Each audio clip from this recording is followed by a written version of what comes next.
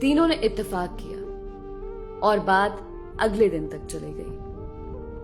اگلے دن سرے شام ہی تینوں نے منصوبے پر عمل کرنا شروع کر دیا۔ سعد کے گھر کے ارد گرد پھر کر دیکھا، کوئی رکاوٹ نظر نہیں آئی۔ سب طرف سے تسلی کی اور رات کا انتظار کرنے لگے۔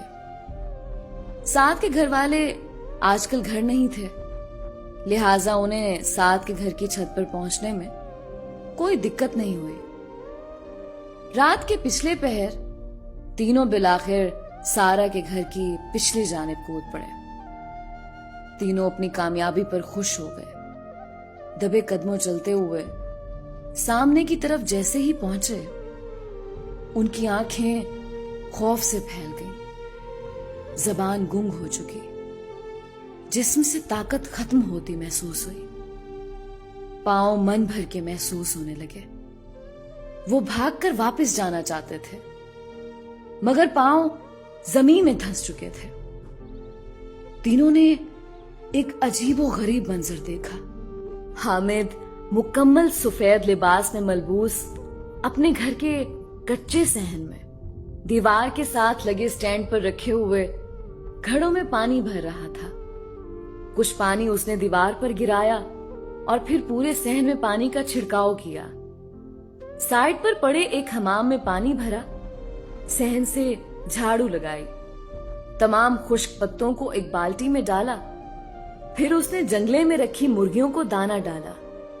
گھر کے مرکزی دروازے سے اندر گیا جو دیکھنے میں بند تھا۔ کچھ دیر میں انہی بند دروازوں سے باہر واپس آ گیا۔ اس کے ہاتھ میں سفید چادریں تھیں جو اس نے تمام چارپائیوں پر بچھا دی۔ ان تمام کاموں کے ساتھ ساتھ حامد کی نظریں تینوں پر گڑی تھیں۔ تینوں خوف سے تھر تھر کانپنے لگے۔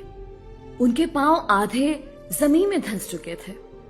کچھ ہی دیر میں فجر کی آذان شروع ہو گئی۔ نمازیوں کے آنے جانے کا وقت شروع ہو گیا۔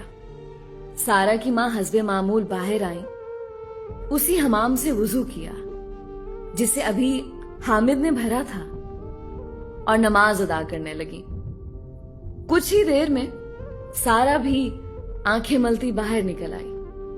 اس نے بھی اسی حمام سے وضو کیا اور نماز ادا کی۔ حامد اپنی ماں بہن کو دیکھ کر مسکراتا رہا۔ نماز کے بعد ماں جی کی نظر تینوں آوارہ لڑکوں پر پڑی۔ انہوں نے جھٹ سے دروازہ کھولا اور محلے والوں کو مدد کے لیے پکارا۔ پورا محلہ اکٹھا ہو گیا۔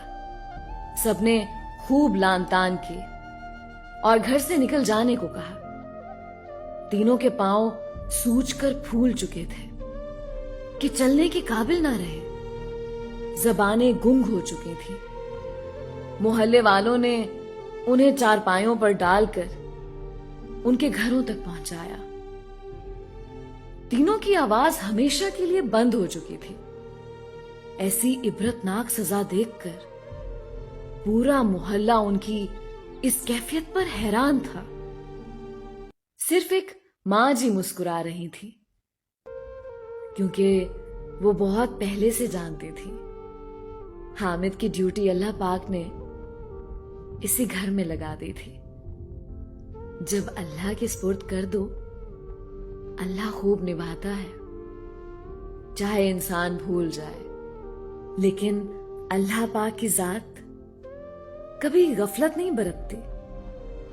جب بھی گھر سے نکلیں خود کو اللہ کے سپرد کر دیا کریں اور مطمئن رہا کریں۔ بے شک اللہ دلوں کے بھید خوب جانتا ہے۔